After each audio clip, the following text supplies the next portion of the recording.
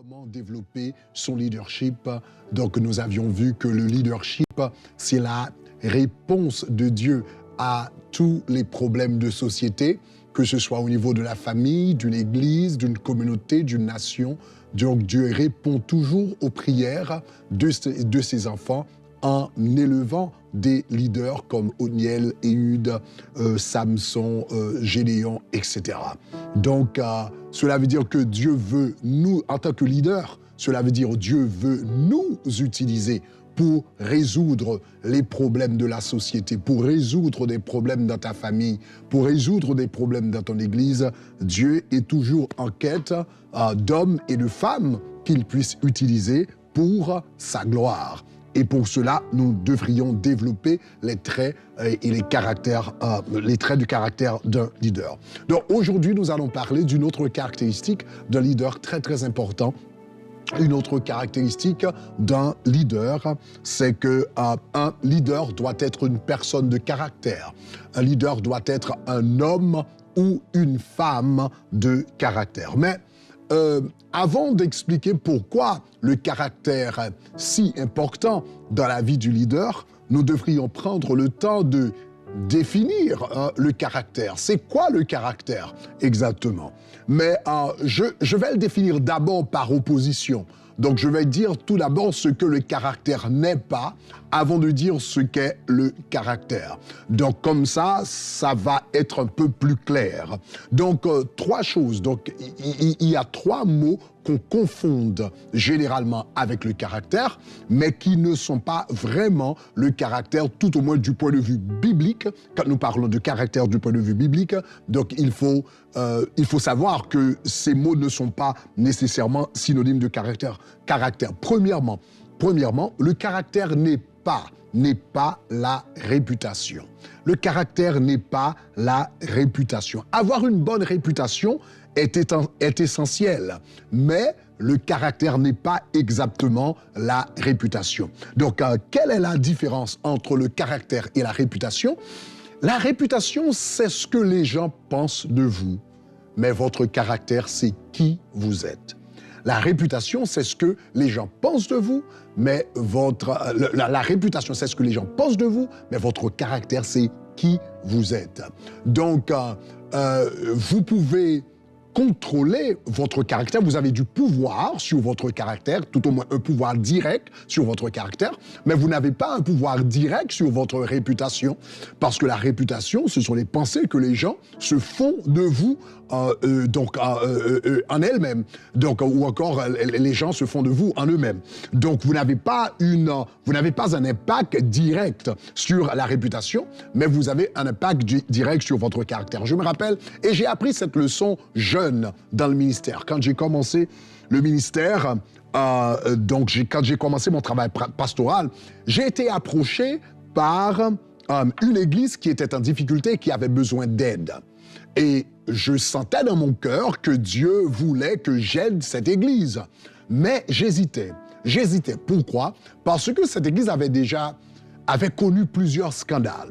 Et j'avais peur que mon nom soit associé au scandale de cette église. Donc, bien que j'avais la conviction que Dieu voulait j'aide cette église, mais j'étais un peu réticent, je voulais pas m'y aventurer parce que je voulais protéger ma réputation. Et je me rappelle, un matin, j'étais en prière et le Seigneur m'a dit quelque chose d'extraordinaire. C'est la première fois que le Seigneur m'avait parlé de la différence entre le caractère et la réputation. Et le Seigneur m'a dit, Greg, tu sais que tu as la conviction que tu dois aider les gens de cette église. Tu sais que c'est ma volonté d'aider les gens de cette église. Donc, si tu me désobéis afin de protéger ta réputation, alors là, ta réputation est ton Dieu. Tu ne me sers pas, tu sers ta réputation. Ah, et ça m'a frappé ce matin-là. Ça m'a beaucoup frappé parce que en tant que jeune homme, jeune prédicateur, j'ai commencé à prêcher très tôt. J'avais 15 ans quand j'ai commencé à prêcher. Je suis entré dans le ministère pastoral à peu près de l'âge de 30 ans. Donc j'avais à peu près 15 ans dans le ministère. Dès que j'étais pendant que j'étais gamin, quand j'ai commencé dans le ministère très très tôt, à l'âge de 15 ans, n'est-ce pas? Donc j'avais appris qu'il fallait protéger sa réputation. Sa réputation, c'était très important. Et j'ai passé 15 ans à protéger ma réputation. Et Dieu m'a dit, eh bien voilà, si tu me désobéis parce que tu veux protéger ta réputation, alors ta réputation, c'est ton Dieu. Donc, et c'est à ce moment-là que le Seigneur m'a dit, il y a une différence entre le caractère et la réputation. La réputation, c'est ce que les gens pensent de vous, mais votre caractère, c'est qui vous êtes. Donc le Seigneur m'a dit de ne pas m'inquiéter autant de ma réputation, mais de m'inquiéter, de me soucier surtout de mon caractère. Et il m'a dit quelque chose d'autre ce matin-là. Le Seigneur m'a dit, si tu prends soin de ton caractère, ta réputation prendra soin d'elle-même. Si tu prends soin de ton caractère, qui vous êtes, vraiment dans le secret, dans l'obscurité, quand personne ne te voit, si tu prends soin de ton caractère, de ton homme intérieur, que personne ne peut voir, alors ta réputation, avec le temps, prendra soin d'elle-même. Donc, au commencement, quelqu'un peut penser que tu es voleur et dire que tu es voleur, mais tu peux avoir même une réputation de voleur. Mais si tu n'es pas voleur, tu n'as pas à t'inquiéter de cela. Parce que les gens vont dire, avec le temps, ils vont dire, mais je pensais qu'il était, mais... Donc, cela veut dire, quand ils vont commencer à vous connaître, quand ils vont commencer à s'approcher de vous, la vérité va briller. Ton caractère va briller. Celui que tu es vraiment va briller. Et les gens vont, ils vont corriger les mauvaises idées qu'ils avaient à ton sujet. Donc, la première chose qu'un leader doit savoir, c'est que le caractère n'est pas la réputation. Parfois, nous nous soucions de notre réputation, nous oublions notre caractère. Deuxièmement, en tant que leader, il faut savoir que le caractère n'est pas la personnalité. Et ça, c'est très important. Le caractère n'est pas la personnalité. Le mot personnalité vient du mot latin persona, qui signifie masque d'acteur. Au commencement, persona, c'était un masque. Eh bien, c'était le masque d'acteur, on l'appelait persona au commencement. Et avec le temps, persona vient à signifier le rôle dans une pièce de théâtre. Donc persona vient de masque d'acteur ou bien rôle dans une pièce de théâtre. Cela correspond à la présence, cela correspond à la figure, au comportement. La personnalité, c'est ton visage public.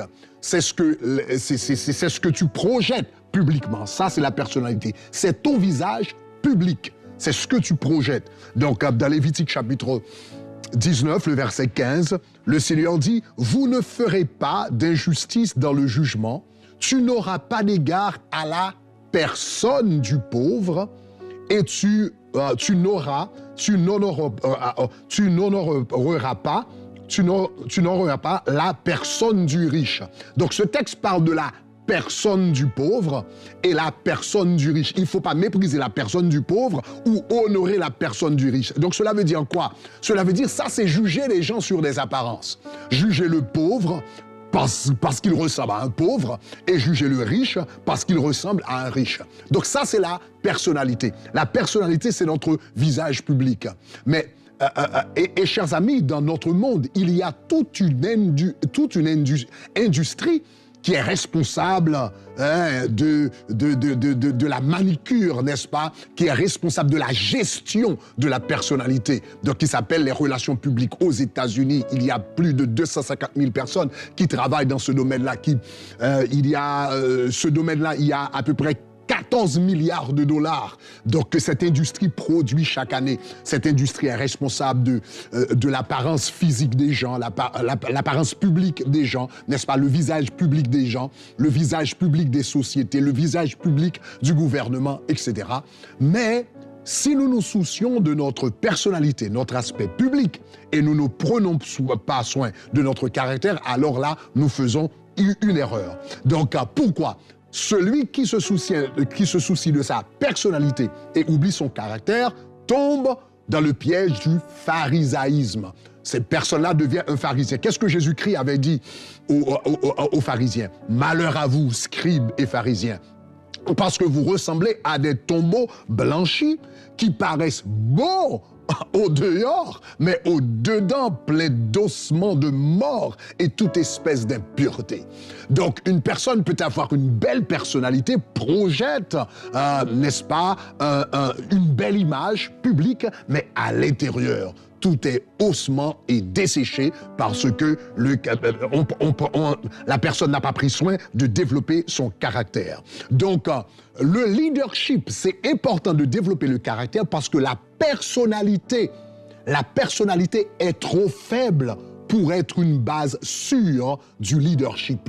On ne peut pas construire son leadership sur la personnalité, sur l'apparence, sur ce qu'on projette.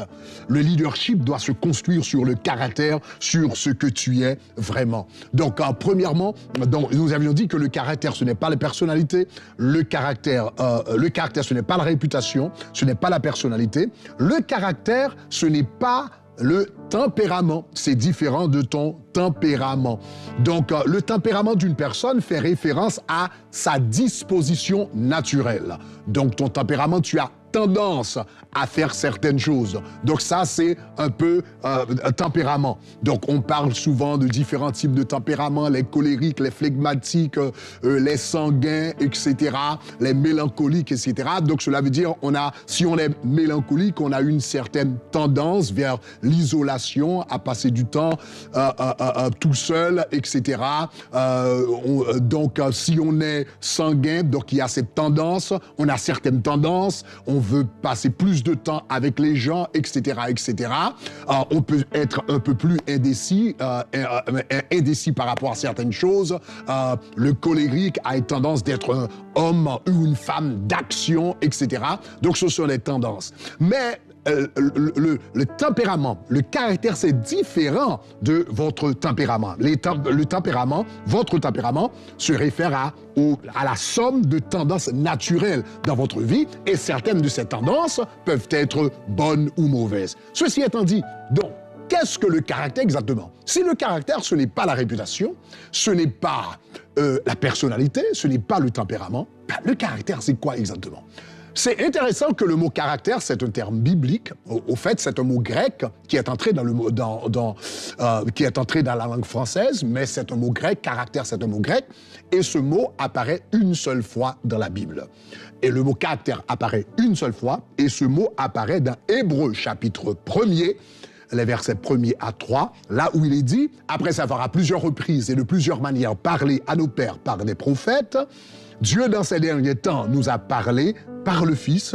Et le texte dit, le Fils étant le reflet de sa gloire et l'empreinte de sa personne. Le mot pour empreinte ici, c'est caractère. Le Christ est le caractère de sa personne, l'empreinte de sa personne, l'image de sa personne. Donc, une autre traduction dit, le Fils rayonne la propre gloire de Dieu et exprime le caractère même de Dieu. Donc, le caractère, c'est quoi du point de vue biblique? Le caractère, c'est l'image de Dieu en nous. Le caractère, c'est l'image de Dieu. C'est l'expression de l'image de Dieu en nous.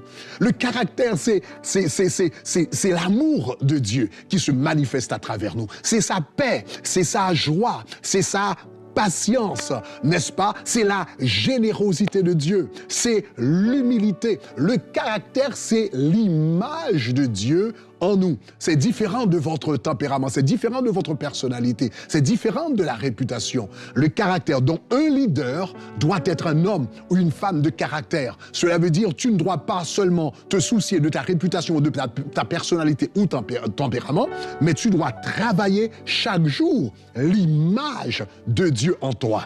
Donc plus tu grandis en tant que...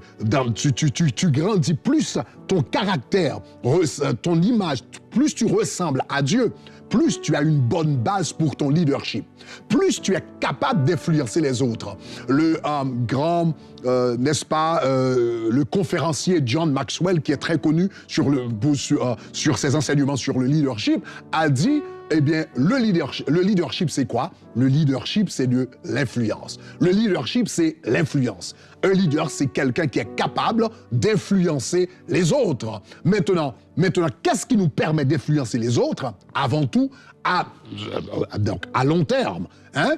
Ce n'est pas vraiment la réputation ou même le tempérament ou même la personnalité. Ce qui nous permet vraiment d'influencer les gens dans la bonne direction, c'est le caractère, l'image de Dieu en nous. Le caractère nous permet d'être sel de la terre. La Bible dit, vous êtes le sel de la terre. Si le tel sel perd sa saveur, avec quoi la lui rendra-t-on? Le sel est capable d'influencer la saveur de la nourriture parce qu'il est sel.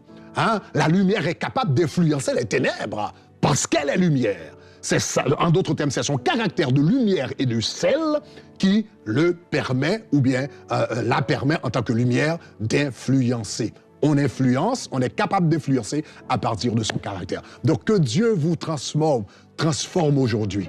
Alléluia. Que Dieu vous transforme, que Dieu vous accorde sa grâce pour que tu puisses lui ressembler encore plus chaque jour.